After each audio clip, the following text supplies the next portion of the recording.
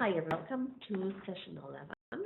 We can look at IT 604 project management. The last few weeks, we've talked about project communication and stakeholder management. We've talked about how stakeholder management and communications management are really two processes that work very much hand in hand, and that you cannot communicate with stakeholders unless you have identified them beforehand, you've categorized them, and you constantly manage their engagement in your project. So along with that goes the planning of your communications management and the managing of your communications management. This is really important because this week the goal is to take what you have in your mind or even on your sheet, the Stakeholder Register, and to transform it using the whole idea behind good communications management to build a communications rhythm, as a meeting rhythm that is a staff reporting rhythm, all of those things into your project. Now, as we already said, there are some rules for good communication management. You never bury crucial information. You certainly never bury negative information. And always try using technology before you people to sit down in a room, leave their offices, leave their desks, and listen to what you have to say for an hour. That's number one, very expensive, and number two, really that can be very counterproductive unless it is a real working meeting in which people have a goal that they are going to accomplish at the end of the meeting. So you manage stakeholder communications by planning the communications management, and then at the end of the communications management planning process stands the communications management plan. Now, as you've seen before here, planning communications management comes right after identify stakeholders, right? This is why identifying stakeholders has as its output the Stakeholder Register, why the communications management plan builds on this. So that's exactly what you're going to do at the end of this week, right? You're going to take what you know about your stakeholders, and then you're going to then transform it into your communications management plan. Now, part of your communications management plan is going to be also, I apologize, what stakeholders get what information, in what format, and when, who the contact person is on the stakeholder side, as well as who the contact person is at your team, if you're always going to be the one communicating that information, and then very importantly, the due date for that communication, whether that is the first of the month or it is at some other stage. For the plan, you know that several communication methods have arisen. One of them is interactive communication, which is really the exchange of ideas. This interactive communication happens best in meetings or telecommunications, teleconferences. It does not happen very well in emails with multiple CCs where people talk back and forth. At that point, it is better to get on the telephone or just arrange a quick teleconference for everybody to talk a problem out rather than shooting emails back and forth.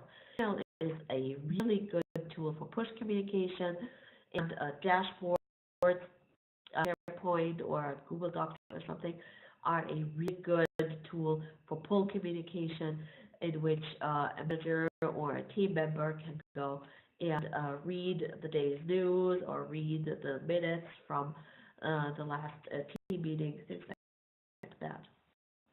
Type of communication also really impacts the use of communication tools. As I already said, dashboards for pull communication have become very popular. Here's a dashboard here, here's a dashboard here. Typically, those dashboards are also for executive use because as project managers continue to make progress on projects, they will enter the statistics, CPI, SPI, cost variance, risks, projects, all of those things into corporate dashboards. They can then be sure the metrics they provide will be rolled up for executive use, and that is very often the case with those dashboards. So at that, putting the stakeholder register together with these communication approaches, that's what gets you to your communication plan. So the business management plan that defines at a minimum all of these categories. Here's the example. So this is going to be our output for this week. The communication plan template has been provided for you. It's like this, with the stakeholder name and or role. Important because we want to know who to send the communication to. We also want to understand what responsibility is, whether they're a decision maker on the project, a collaborator, a participant, whether they need to be consulted, or whether they just need to be informed. We want to understand exactly what their information needs are and what data they require. Now, be aware of the fact that not all data goes to all people. Some metrics may be confidential and not for, say, external contractor use, such as PI, SPI, those kinds of things. Really, you want to make sure that those stay inside the company. They're proprietary at the least. Communication type, be that there are different communication types. Again, push, pull, and interactive communication, as we've seen before. And you want to make sure the correct communication type based on the data needs of the and based on their responsibility profile. Then you want to make sure to agree with your stakeholders as to how often they need the information from you, whether they need weekly information, monthly information, that kind of thing. That's what goes into the communication frequency. If there is a key message that needs to be the spirit of the communication to the stakeholder, that goes here. It can always be upbeat, or a key message could also be back first, things like that. Then who communicates? As I said before, not everybody has the right chemistry with everybody else. So sometimes it may not be you who communicates with the stakeholder. If the stakeholder really doesn't have good chemistry with you, it can be another team member. Make sure that the team member who communicates and you are really on the same page.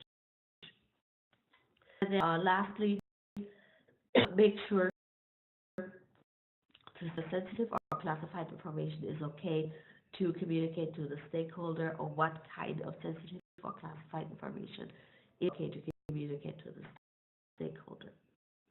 Said that. Now, communication is a really dicey thing. Because I said before, not everybody has the same chemistry with everybody else. And this is where leadership really comes in, and ethics as well. And this is the big topic for this week.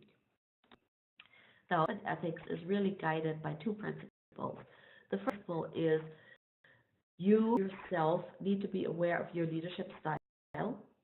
You're aware of your communication style as well, in order to ensure that you can communicate with your team members, with your executives, in the way in which they need to be communicated with.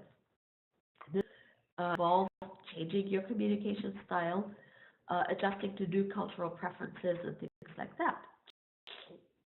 But as we talk about project leadership plans, we are looking at a mixture between management and leadership, right? Management means that you know all the policies and procedures that are in place, you know the rules, you know how to plan a project, how to organize it, how to staff, evaluate, and monitor. So you know how to follow the rules. Very, very important, right? Or on the other hand, who inspires other people to follow them, right? So they are able to communicate the vision, they're able to get buy-in into new ideas, and able to ensure that people work together really well and are motivated to do their best to the project every single point in time. So really, a project manager should be not just a manager, even though the description says project manager. A manager should really be a project manager with the rules, knows how to follow them, knows his templates or her templates, all those things. Also should have leadership qualities that elevate her or him above the rest of the managers, in that they're really able to communicate enthusiasm for the project and to uh, figure out how to get around risks or how to do risks, how to inspire creative problem solving, and how to also generate new and exciting ideas that are maybe a little bit out of the box, but that help drive a project to completion with a higher quality, lower price, and within schedule or under schedule. Leadership, in other words, centers on vision and change and getting results. And those are the results that management, of course, needs. Then being aware of your own personal communication style has a lot to do with becoming a good leader. Because as you are aware of your own communication style, you will be able to determine what you have to learn in order to become a good communicator and a good enthusiastic leader. So there's a number of approaches to leadership that you can take. But this approach here is the Cousins and Posner model that we're seeing here on this slide. And they're basically saying that exemplary leadership involves inspiring a shared vision, explaining the vision, explaining the great goal of the project, and then figuring out how to inspire and motivate the team so they share the vision, they buy in, and they want to give their best in order to reach that vision, right?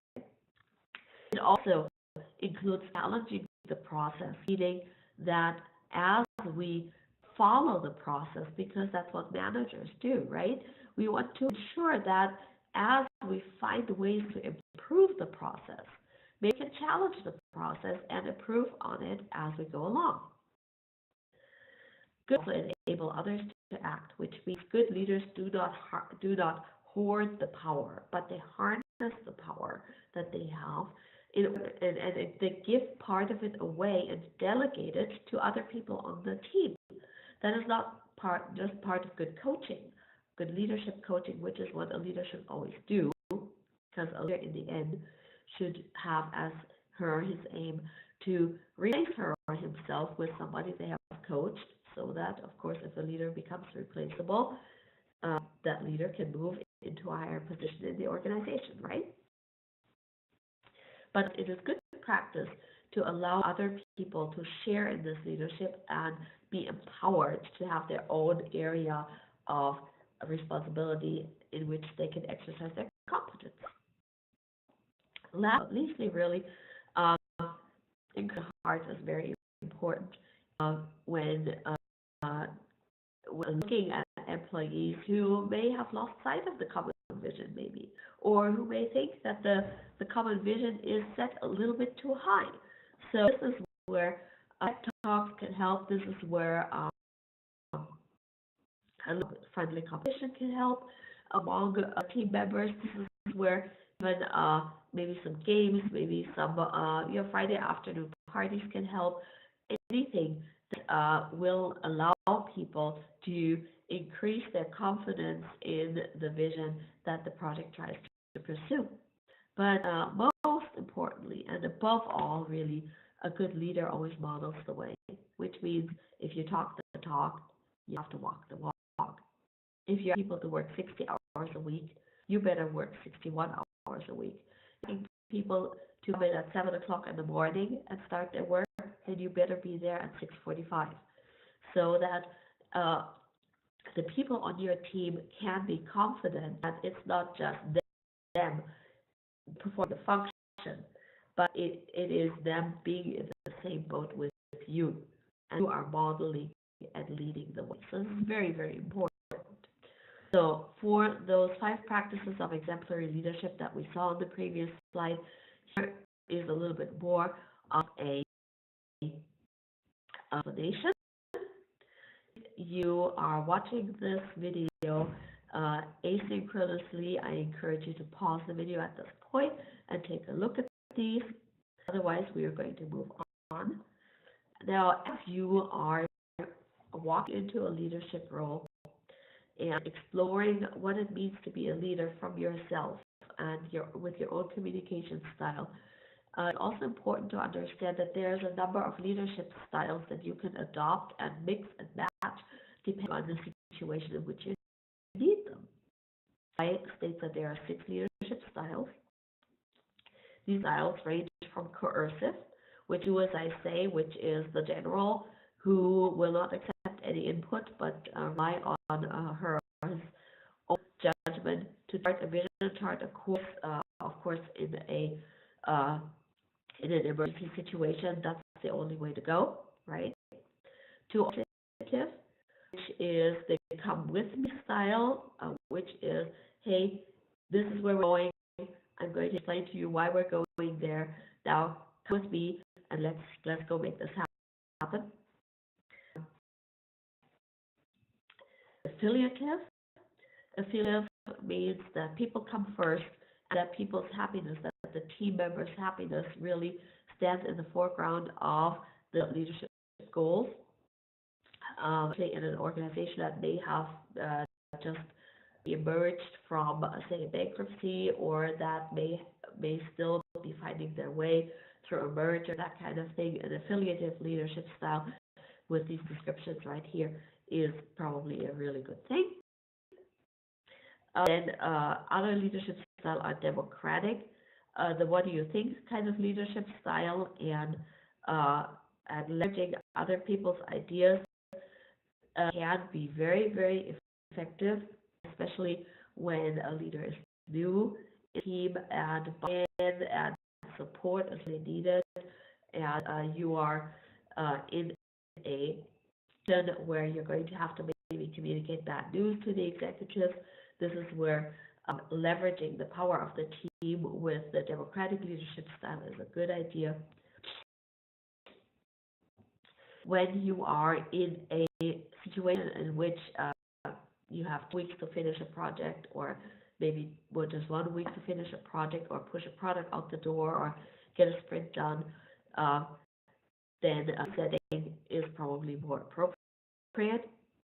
You set very high performance steps, faster, better, and cheaper, and you hold people's feet to the fire, and people know that they can just get stuff done and get out the door, and they're confident in their abilities to accomplish the mission that you set out for them. Now, that it works with teams who are very confident and who are very, very capable of finishing the job that you give them. Leadership style is coaching. And a coach leadership style really is where the leader or the project manager becomes the coach. That is not just important for session building, meaning that you train another person to take your place when eventually you get promoted in the organization, right? But it helps people have confidence in your project management jobs, because it helps people see the value not just in your position, just because you have been put in place as a project manager, but you gain authority through your knowledge and your professional technical credibility. The coaching style can work really well. And as before, management relies not just on one of these ever. Project management is always a mixture of all of these, and it's a project manager's responsibility to recognize when to pick which style or when to mix and match these efforts. So there's a lot to do, of course, with knowing how people will react to certain situations or to being approached. So not everybody on the team is motivated by the same thing. They will not react in the same way to even the same kind of communication, right? We talked about that last week. So this is where emotional intelligence comes in. Intelligence is a mixture of self-awareness, meaning knowing who you are and knowing your personal style, and management, which is managing the areas in which you know that you're weak, right? You need to smile more or less, or maybe you need to lower your voice to sound more authoritative, or maybe you really need to work on your patience, right? So those kinds of things are parts of self-management. Social awareness is, of course, absolutely critical because nobody on your team, nobody in fact above you in the executive suite is just like you. So social awareness in terms of empathy, in terms of what is going on currently in the organization, and how you can help make things easier for the people who you interact with day by day is part of social awareness. That translates into social skills, that translates into helping your team members and helping also your superiors, the people you report to, become best workers they can be. And that involves building bonds, collaborating, communicating, and also, of course, conflict management. So all these are parts of emotional intelligence. And you can strengthen your emotional intelligence by training yourself and by being self-aware. Emotional intelligence is, as the Harvard Business Review states, a combination of IQ, EQ, emotional quotient, and your personality. Now, to find out more about that, are certain certain things that you can do. For example, you can, and this is a link in this week's Blackboard as well. You can take a personality test, a real personality test, like for example, the Myers-Briggs Type Finder test. Um, Not what giraffe am I or what zoo animal am I test, although I've also seen that done in organizations every once in a while. But certainly the type finder is probably more appropriate. Or anything else that will help you find out more about yourself. You telling people about how you yourself are, what your cultural preferences and working profiles are, and those also can be these type profiles, whatever have you, and also you finding out about other coworkers and teammates and superiors type profiles. That can help you as well. And all of this builds emotional intelligence. It allows you to figure out not just how to manage yourself and your own strengths and weaknesses, but also how to be aware of the people you communicate with, you interact with day by day, and how to deal with them better. So now, of course, that can get pretty tiring, right? And at the end of the day, really all we want to do is just go home, pull our paycheck, and have a cup of tea. Good. Stop trying, and never stopping trying is part of leadership ethics. So is defined as a set of moral principles and values that is how a leader do business. And organizations typically have guidelines for ethical conduct, and that includes all sorts of workplace policies. It includes the equipment use policies, which we'll talk about in a moment, kind of thing. But most importantly, remember, a good leader always leads by principle, leads by their own behavior, right? So if you talk the talk of ethics and of integrity, you have to also model that. You have to model the way of ethics and integrity. Now, well, ethics is the same thing as being legal, and you know what? No, it isn't. It can be, but it doesn't have to be. Here on this matrix, you'll see some examples of actions that may be legal, but that may not be ethical. Actions that may be ethical, but they may not be legal.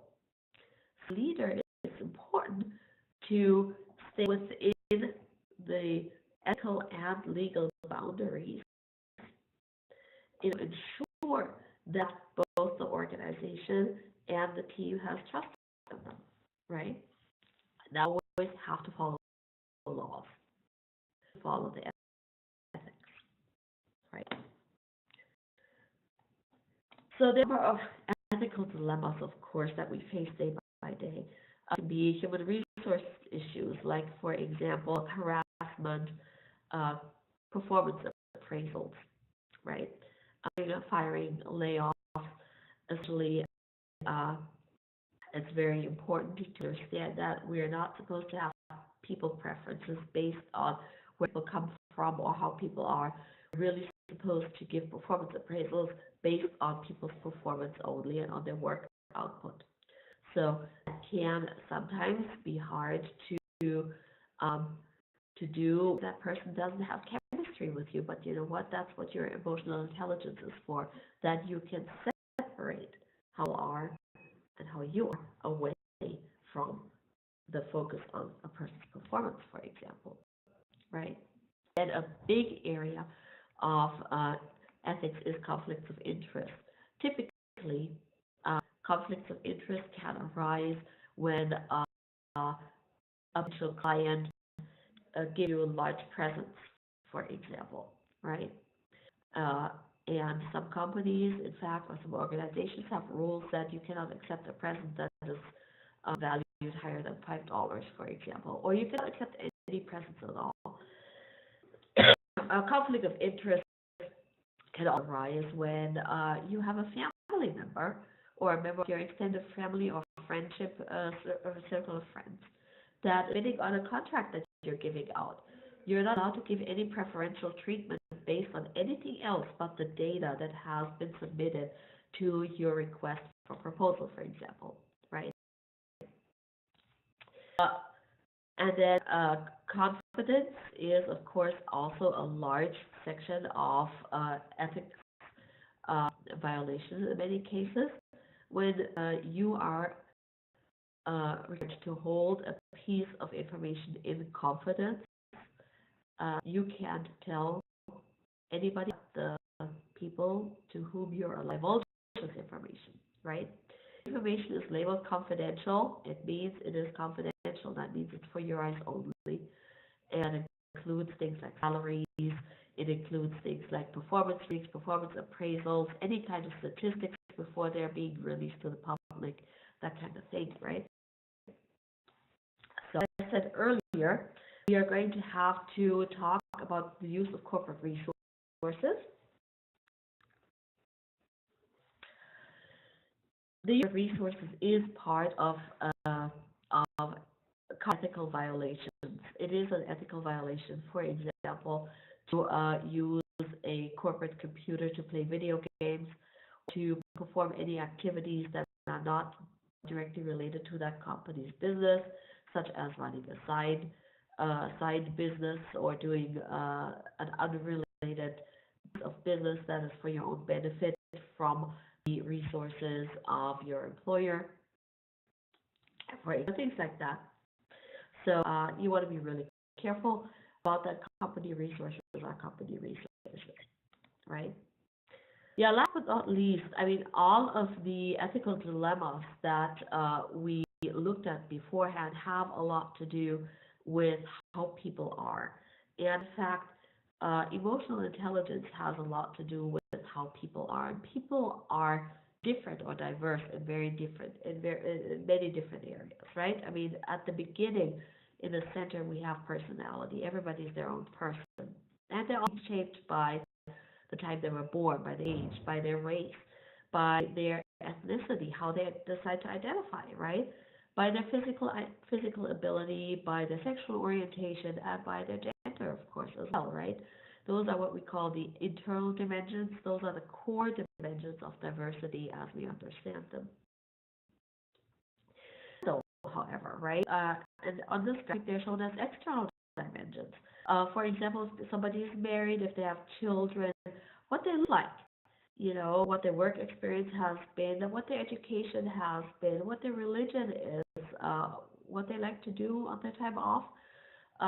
Do they have any personal habits that maybe rub you the wrong way, right? Or that you maybe identify with? What their income is, and of course also where they were born, where they live, right? And finally, the outer ring of this graphic identifies the organizational dimensions. Those organizational dimensions then have a lot to do with the departments in which they work or the field in which they work, with how long they have been with the organization.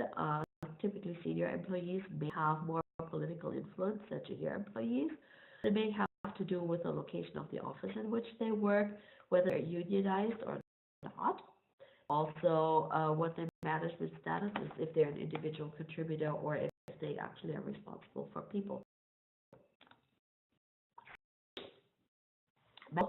Of these pieces of diversity leads us to the codification of ethics for project managers.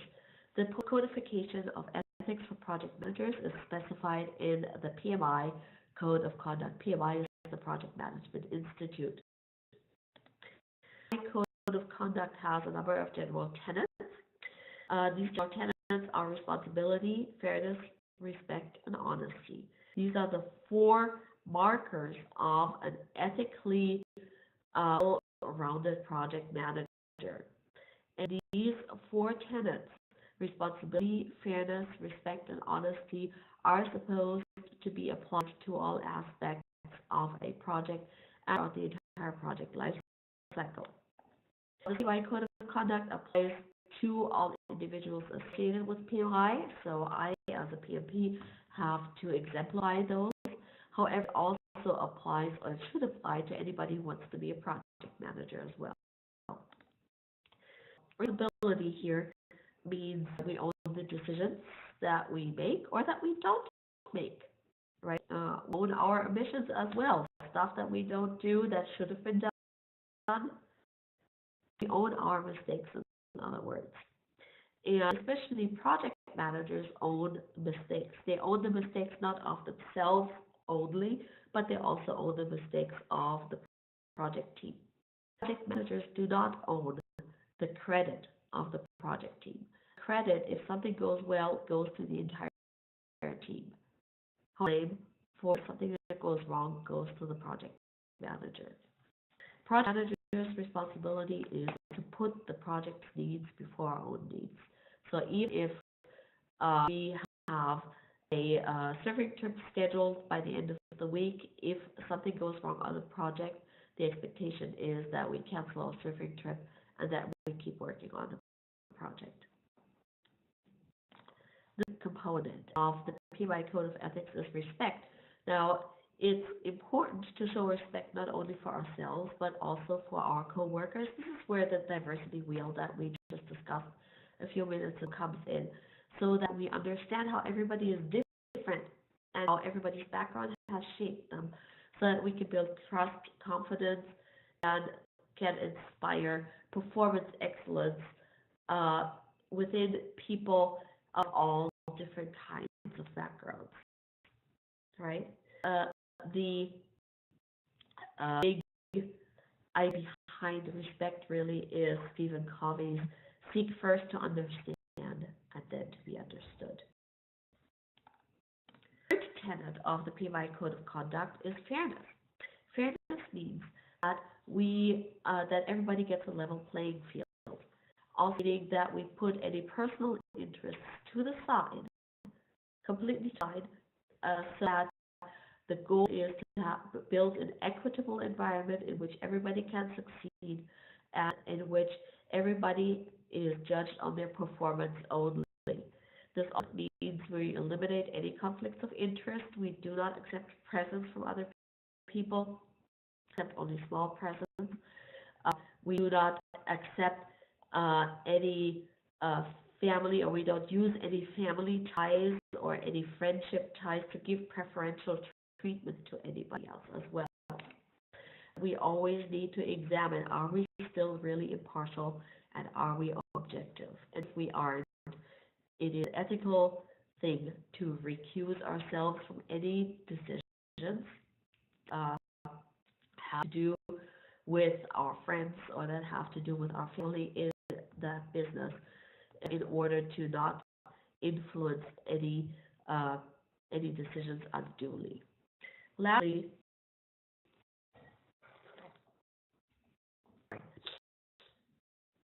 is a big portion of the PMI Code of Conduct, meaning we're honest and transparent in everything that we do.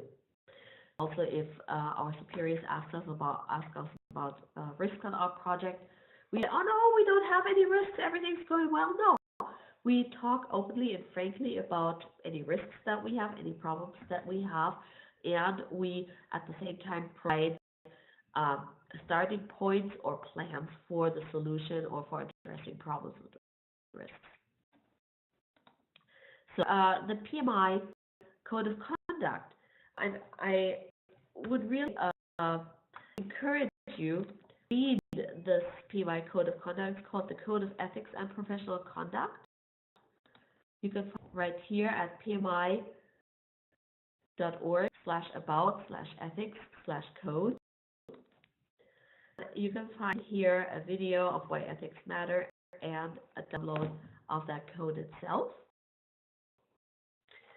Code is binding for any project manager, and it's a good idea to read that code of conduct and then to think about, well, how can you apply that practically? Responsibility, fairness, respect, honesty, right? And that said, these are all the deliberations, are the background of stakeholder management, stakeholder identification, and communication management. And that brings us full circle back to the project communication plan, which is your goal this week to finish. Right? So we talked about stakeholder communication and how to manage it. We talked about a sample analysis for project communications. We've talked about the communication methods, and again, all of this is based on your emotional intelligence as well as understanding that diversity wheel of where people sit in the organization, what their personal preferences are, and what their cultural preferences could be, right? It talks about, it concerns the communication tools, their personal and cultural preferences, communication tools as well, right? And finally, we take all of this knowledge and we put it into the communication plan. We ensure that the information that stakeholders need, that stakeholders have to have access to, that stakeholders are allowed to have access to, some of it down, is assembled in the communication plan. We've discussed earlier in the video, so if you are watching this asynchronously, make sure to rewind the video to the point where all of these fields are being explained.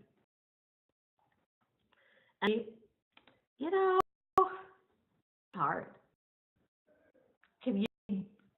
Being emotionally intelligent, always on the lookout for how to communicate with people the way they need to be communicated with.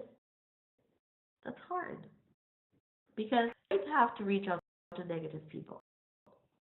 You're going to reach out to people who really don't want to be responsible, right?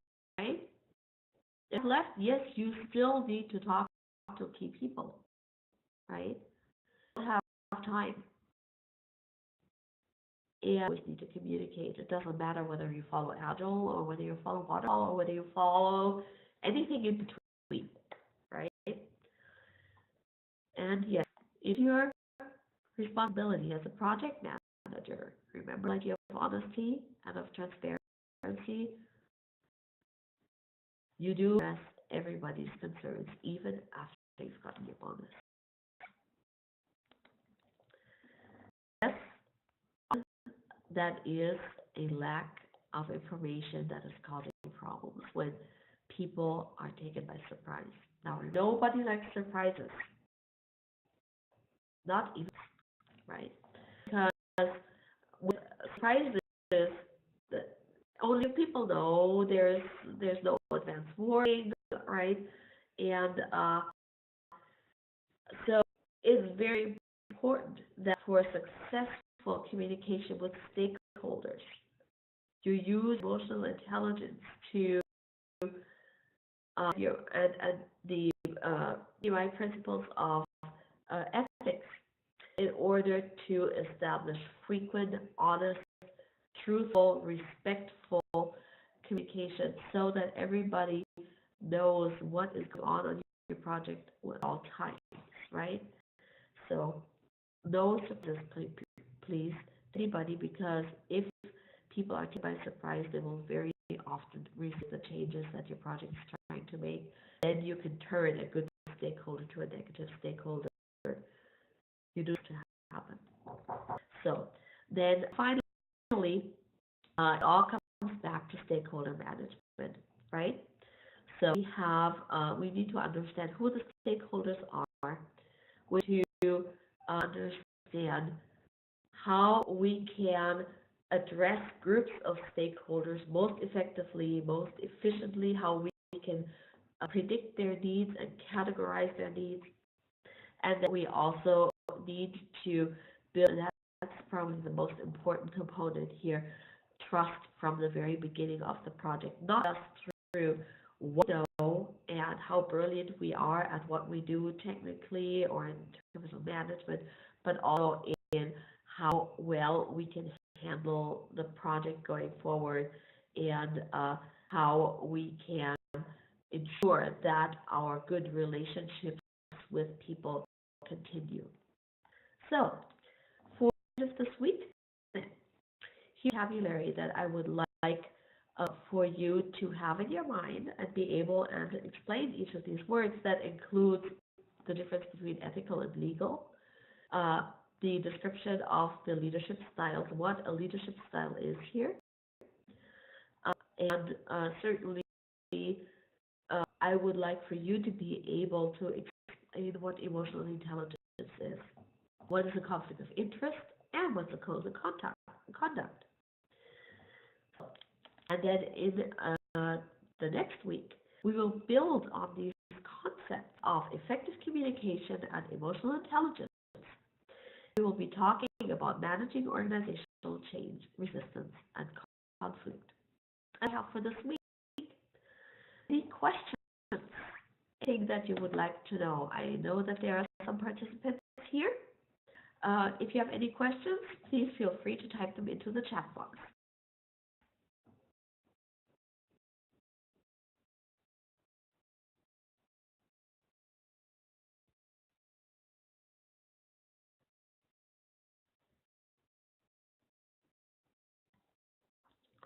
All right, there may not be any questions.